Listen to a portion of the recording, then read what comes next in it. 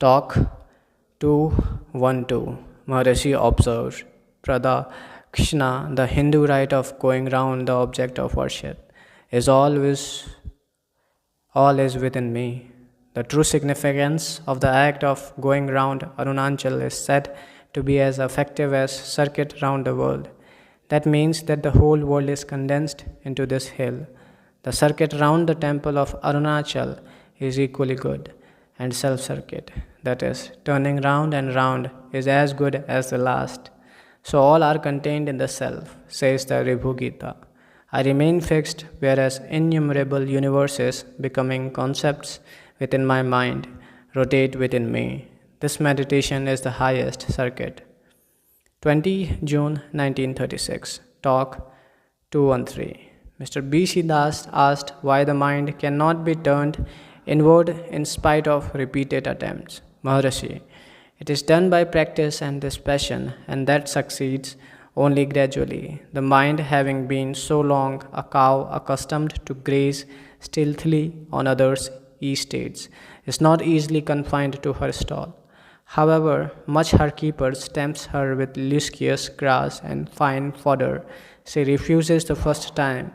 Then she takes a bit, but her innate tendency to stray away asserts itself, and she slips away. On being repeatedly tempted by the owner, she accustoms herself to the stall.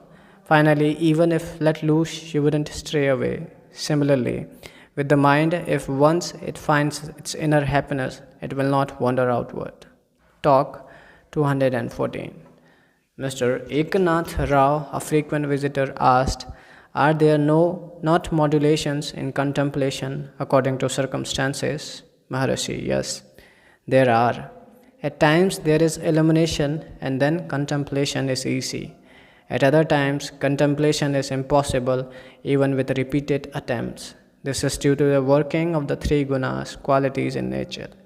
Devotee, is it influenced by one's activities and circumstances? Maharishi, those cannot influence it. It is the sense of doership, kartrutva buddhi, that forms the impediment. 22nd June 1936. Talk 215. Maharishi was reading G.U. Pope's translation of Tiruvachakam and came across the stanzas describing the intense feeling of bhakti as thrilling the whole frame, melting the flesh and bones, etc. He remarked, Manikava Chakar is one of those whose body finally resolved itself in a blazing light without leaving a corpse behind. Another devotee asked how it could be. Maharishi said, the gross body is only the concrete form of the subtle stuff, the mind. When the mind melts away and blazes forth as light, the body is consumed in that process. Nandanar is another whose body disappeared in blazing light. Major Chadwick pointed out that Elisha disappeared in the same way. He desired to know if the disappearance of Christ's body from the tomb was like that. Maharishi, no, Christ's body was left as a corpse which was at first entombed, whereas the others didn't leave corpse behind. In the course of conversation, Maharishi said that the subtle body is composed of light and sound, and the gross body is a concrete form of the same.